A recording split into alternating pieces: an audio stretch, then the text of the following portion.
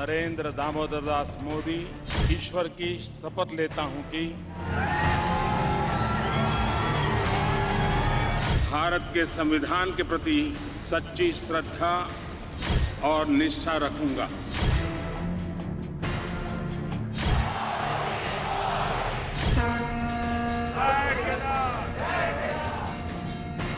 जय बद्री विशाल, जय बाबा केदार।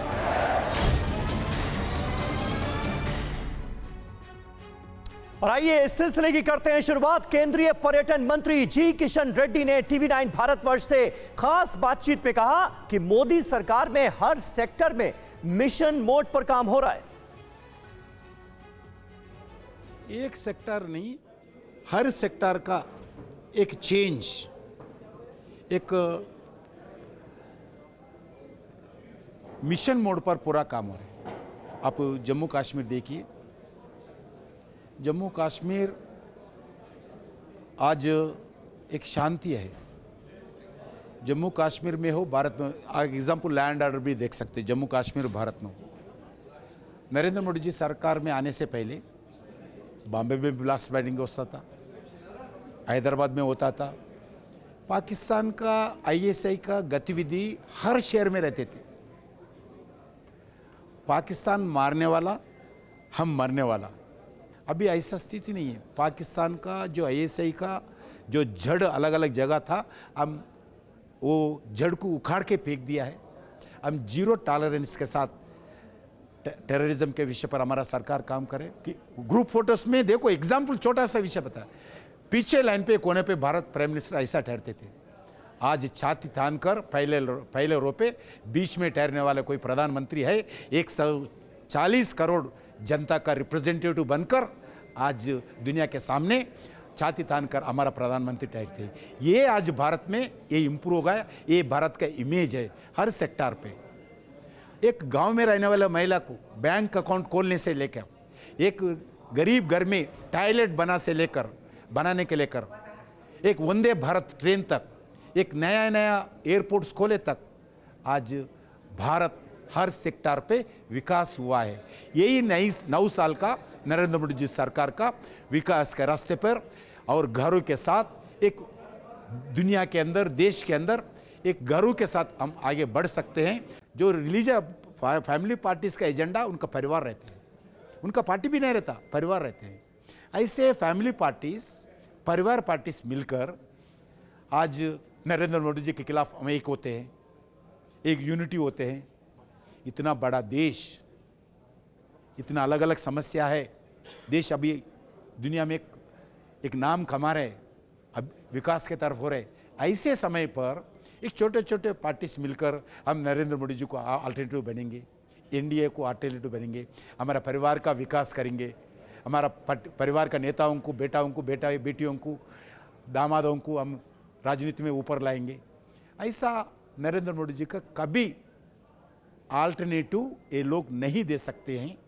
सिर्फ आज जो स्थिति है भारत में, विकास के रास्ते पर आगे बढ़ रहे, वैसी समय पर नरेंद्र मोदी जी ही देश के जनता के सामने अल्टरनेटिव होगा। नरेंद्र मोदी जी की ही देश के जनता आशीर्वाद देंगे। कितने भी बोलने दो विपक्ष के नेता, जरूर 2024 में और मोर मेजॉरिटी के साथ नरेंद्र मोदी में भारत में सरकार आएंगे। उसके लिए हर नागरिक सोच रही हैं, हर नागरिक आशीर्वाद देंगे। तो आपने सुना जी किशन रेड्डी को, वो साफ तौर पर कहते हुए नजर आ रहे हैं कि नरेंद्र मोदी का कोई विकल्प नहीं दे सकता ऑपोजिशन। वहीं केंद्रीय मंत्री अनुराग ठाकुर ने कहा कि आज 9 साल बाद हर भारतीय ये गर्व से कह रहा है कि जो सोचा नहीं था वो मिल रहा है। आज 9 वर्षों के बाद मैं कह सकता हूं, जो कभी सोचा ना था वो भी हुआ है। और ये मैं नहीं, आज हर भारतीय कहता था कि कभी सोचा ना था कि पक्का मकान मिलेगा, कभी सोचा ना था शौचालय मिलेगा, कभी सोचा ना था कि रसोई गैस के चूल्हे पर खाना बनाने को मिलेगा, कभी सोचा ना था कि धारा 370 हटेगी, कभी सोचा ना था हवाई चप्पल वाले को हवाई यात्रा करने को मिलेगी और जो कभी सोचा ना था कि भव्य राम मंदिर बनेगा वो भी पूरा करके दिया है। ये तब हुआ जब देश ने नरेंद्र मोदी जी को पूर्ण बहुमत की सरकार देकर चुना है। जो सोचा ना था वो भी पूरा हुआ है। और वहीं केंद्रीय मंत्री पीयूष गोयल ने कहा कि 9 साल में प्रधानमंत्री मोदी ने बिना भेदभाव के काम किया। अभी से 9 साल पहले जब मोदी जी को पूर्ण बहुमत की सरकार देके निर्णायक नेतृत्व को देश को आगे बढ़ाने का मौका दिया और दूसरी बार जब 30 मई 2019 में उससे भी अधिक सीटें देके मोदी जी के हाथ मजबूत किए, उन पे जनता ने विश्वास रखा, उसी के फलस्वरूप देश में इतने सारे काम तेज गति से हुए। प्रगति अपने देश की अर्थव्यवस्था की हो, गरीब कल्याण की हो, सेवा कार्यों की हो और सुशासन लाने की हो, गुड गवर्नेंस को प्राथमिकता देने की हो, इन सबको केंद्र बिंदु रखते हुए प्रधानमंत्री जी ने जो 24 घंटे दिन और रात एक कर पूरे देश में बिना भेदभाव के हर एक व्यक्ति तक, जैसा बहन ने कहा कि समाज में सबसे नीचे की छोर पे बैठे हुए व्यक्ति तक भी समाज में बदलाव आए, उनका सशक्तिकरण हो। और वहीं केंद्रीय मंत्री निर्मला सीतारमण ने कहा कि 9 साल में से 3 साल की हमें गिनती नहीं करनी चाहिए क्योंकि 3 साल तो कोविड में चले गए। मोदी जी ने 6 साल में विकास के तमाम काम करके दिखाए। Cultural and inheritance, legacy, civilizational, and those aspects, what have been achieved in the 9 years. 47, slide number 47 is a single slide, but very important to understand what we have achieved in the renewable energy area. It's a major mile forward. In fact, it is a major achievement, if I may use that word. No country within the 9 years, comparable 9 years everywhere, has achieved as much as we have achieved in these 9 years in renewable energy. How, because Prime Minister Modi has put terrorism as one of those which have to be roundly and squarely addressed, we have not had major incidents, border skirmishes is apart, but you still in the mainland of the country, we've kept terrorism free by putting India first. And by putting India first, you also responded to by other countries. तो मंत्रियों की जुबानी 9 साल की उपलब्धियों की कहानी हम आपको दिखा रहे हैं टीवी 9 भारतवर्ष पर। वहीं केंद्रीय मंत्री मीनाक्षी लेखी ने मोदी सरकार की उपलब्धियां गिनवाते हुए कहा कि प्रगति का काम कम समय में करके दिखाना मुश्किल काम था, लेकिन हमने सही राह चुनी और तेजी से काम किया। The task was tough. We are on the right track. We've been delivered many promises. And this journey of 9 years has been a journey of delivery from promises. Not just open promises, but delivery from promises. And the civilizational change in value system. And which got depicted yesterday.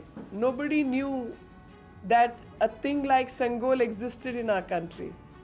Nobody knew the civilizational power of this country. And the task of Mr. Modi has been to develop, to progress, to do everything and keeping the civilizational ethos and values of this country. And that's what he has been trying to do. And that was what my emphasis was, that Herculean task is something which is understood, but Bhagirathi Prayatna or Prayas is less spoken. और उधर केंद्रीय मंत्री हरदीप सिंह पुरी ने कहा कि जितना काम 9 साल में हुआ है उतना काम आजादी के बाद भी नहीं हुआ। माननीय प्रधानमंत्री जी ने कुछ समय पहले कहा कि उनका संकल्प है कि 2047 तक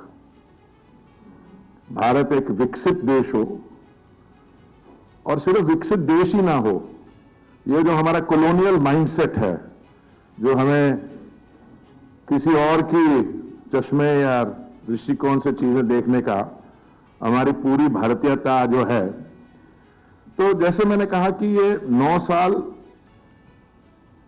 किसी भी सरकार के लिए एक अपना महत्वपूर्ण रखते हैं। आज अगर हम जो स्वरूप देखें पिछले 9 वर्षों का, कभी कभी लगता है कि विश्वास नहीं होता है कि वही भारत है। जो परिवर्तन, आश्चर्यजनक परिवर्तन हम लोग ला पाए प्रधानमंत्री जी के नेतृत्व में, जो औपनिवेशक एक छवि होती थी भारत की, आज वो परिवर्तित होकर आत्मनिर्भर छवि बन चुकी है। और उस आत्मनिर्भर छवि के साथ साथ इसका एक बहुत बेहतरीन उदाहरण हमने कल संसद भवन के लोकार्पण में देखा, जो भारत की प्रगति, भारत की विकास के प्रतिबिंब के रूप में आज खड़ा हो चुका है। संपूर्ण भारत का समावेश है उस इमारत में। तो वो संसद भवन प्रजातंत्र की जननी के रूप में केवल नहीं, बहुत सारे इंफ्रास्ट्रक्चर प्रोजेक्ट्स जो वर्षों से रुके हुए थे, मैं क्योंकि जल शक्ति मंत्री के दायित्व के साथ में काम करता हूं, देश में लगभग 99 प्रोजेक्ट्स ऐसे आइडेंटिफाई किए थे जो 30, 40, 50 साल से रुके हुए थे। सरयू नहर परियोजना का उदाहरण यहां दिया गया। 40 साल से सरयू नहर परियोजना अधूरी पड़ी थी। नरेंद्र मोदी जी की सरकार ने संकल्प लेकर के यह काम किया कि हम तय समय में इन सारी रुकी हुई परियोजनाओं को पूरा करेंगे। ठीक इसी तरह से आसाम का प्रसिद्ध बोगीबिल ब्रिज जो वर्षों से अधूरा पड़ा था, आसाम के लोग ब्रह्मपुत्र नदी को क्रॉस करने के लिए इस ब्रिज का इंतजार कर रहे थे। उस अटकी हुई, भटकी हुई, लटकी हुई परियोजना को पूरा करने का काम भी माननीय नरेंद्र मोदी जी की सरकार ने किया है। कोसी का महासेतु या कोल्लम का बाईपास हो, ये वर्षों से रुकी हुई परियोजनाएं जो है वो पूरा करने का काम नरेंद्र मोदी जी की सरकार ने किया। हम अपने इंफ्रास्ट्रक्चर को अपग्रेड करके किस तरह से आगे बढ़ाएं। आज देश में रेलवे स्टेशन को बढ़ाने के लिए, जो रेलवे स्टेशन को नया बनाने के लिए मॉडर्न रेलवे स्टेशन बने, एयरपोर्ट के जैसी सुविधाएं हमारे रेल यात्रियों को मिल सके।